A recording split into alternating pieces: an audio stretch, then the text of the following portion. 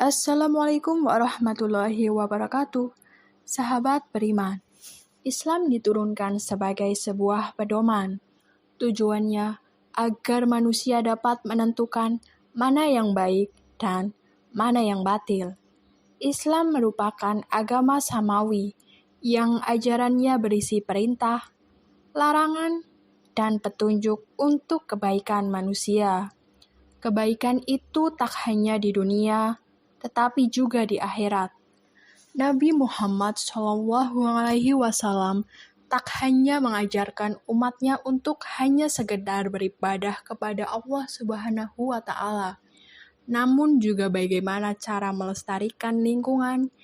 Jika lingkungan rusak, tentulah yang akan menanggung akibatnya adalah manusia. Islam pun memberikan petunjuk bagi seluruh kehidupan manusia, termasuk dalam memperlakukan alam dan lingkungan hidup. Muslim mempunyai panduan jelas dalam berinteraksi dengan lingkungannya. Mereka didorong untuk ramah pada lingkungan dan tak merusaknya. Lingkungan hidup, baik buruknya lingkungan hidup, rusak atau tidaknya lingkungan hidup, tergantung bagaimana kita manusia dalam memperlakukannya.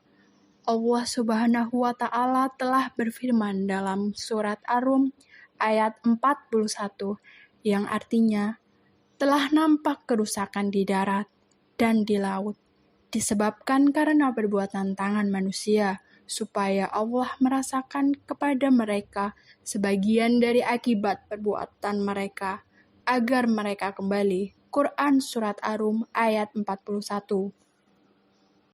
Tak hanya itu, Al-Kharadewi mengatakan bahwa menjaga lingkungan juga sama dengan menjaga harta. Allah Subhanahu wa Ta'ala membekali manusia dengan harta untuk menjalani kehidupan di bumi. Harta itu bukan hanya uang, tetapi bumi, pohon, dan tanaman pun adalah harta. Abu Hayyan dalam buku tafsirnya Al-Baru ala Muhit membahas hal ini dengan menafsirkan Al-A'raf ayat 56. Allah Subhanahu wa Ta'ala berfirman yang artinya, "Dan janganlah kamu membuat kerusakan di muka bumi sesudah Allah memperbaikinya. Dan berdoalah kepadanya dengan rasa takut dan harapan. Sesungguhnya rahmat Allah amat dekat kepada orang yang berbuat baik." Dalam tafsirnya, ia mengatakan ayat ini merupakan penegasan larangan semua bentuk kerusakan. Maka itu membunuh jiwa, keturunan, harta benda, akal, dan agama merupakan perbuatan yang dilarang. Upaya pelestarian lingkungan tak hanya dalam tataran konsep, tetapi juga mewujudkan dalam kehidupan Muslim. Al-Quran sudah memerintahkan kepada manusia untuk memelihara lingkungan.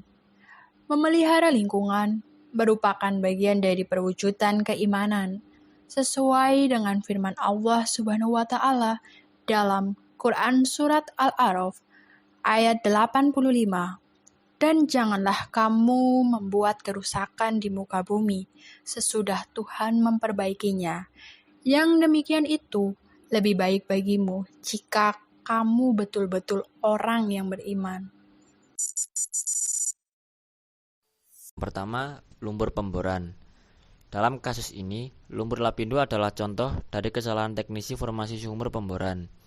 Lumpur lapindo adalah peristiwa menyemburnya lumpur panas di lokasi pengeboran Lapindo Brantas Incorporate di Dusun Balongnongo, Desa Reno Kenongo, dan Desa Jatirejo, Kecamatan Porong, Kabupaten Sidoarjo, Jawa Timur, Indonesia, sejak tanggal 29 Mei 2006. Semburan lumpur panas selama beberapa bulan ini menyebabkan tergenangnya kawasan permukiman, pertanian, dan perindustrian di 3 kecamatan di sekitarnya, serta mempengaruhi aktivitas perekonomian di Jawa Timur. Total 5.680 jiwa harus diungsikan. Yang kedua, tumpahan minyak. Banyak hal yang menjadi penyebab air laut akibat tumpahan minyak sering terjadi. Banyak hal yang menjadi penyebab seperti meledaknya anjungan minyak lepas pantai, kecelakaan kapal tanker, operasi kapal tanker, dan bangunan lepas pantai. Tumpahan minyak merupakan salah satu jenis pencemaran yang pengaruhnya cukup besar dalam waktu jangka panjang. Tumpahan minyak di laut sering menyebabkan pencemaran yang berujung pada kerusakan sumber daya hayati dan rusaknya ekosistem bawah laut, sehingga banyak nelayan atau masyarakat sekitar tidak melaut untuk mencari ikan.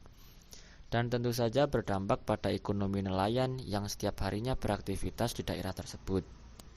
Yang ketiga, kerusakan hutan. Penambangan dapat menghancurkan sumber-sumber kehidupan rakyat karena lahan pertanian yaitu hutan dan lahan-lahan sudah dibebaskan oleh perusahaan. Hal ini disebabkan adanya perluasan tambang sehingga mempersempit lahan usaha masyarakat.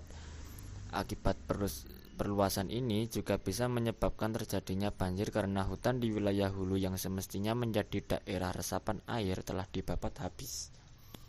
Hal ini diperparah oleh buruknya tata drainase dan rusaknya kawan hilir seperti hutan rawa. Yang keempat, penurunan kualitas udara. Seperti pada saat pembakaran batu bara yang melepaskan senyawa beracun termasuk karbon monoksida, karbon dioksida, metana, benzena, toluena, silena, sulfur, arsenik, merkuri, dan timbal. Selain itu, penurunan kualitas udara disebabkan oleh pembongkaran dan mobilitas pengangkutan hasil tambang dan peralatan tambang dari dalam dan keluar lokasi penambangan. Solusi menghindari dampak negatif kegiatan teknologi mineral. Yang pertama, membentengi diri dengan iman dan takwa kepada Allah Subhanahu wa taala dan keyakinan kuat bahwa setiap manusia adalah khalifah fil ard yang mempunyai amanat untuk menjaga kelestarian lingkungan. Yang kedua, eksplorasi, di mana sebagai tahapan kegiatan usaha pertambangan, maka diperlukan informasi mengenai lingkungan sosial dan lingkungan hidup. Yang ketiga, operasi produksi, meminta sarana pengendalian dampak lingkungan sesuai dengan hasil studi kelayakan. Yang keempat, kegiatan pasca produksi, kegiatan terencana, sistematis, dan berlanjut setelah akhir sebagian atau seluruh kegiatan usaha pertambangan untuk memulihkan fungsi lingkungan alam dan fungsi sosial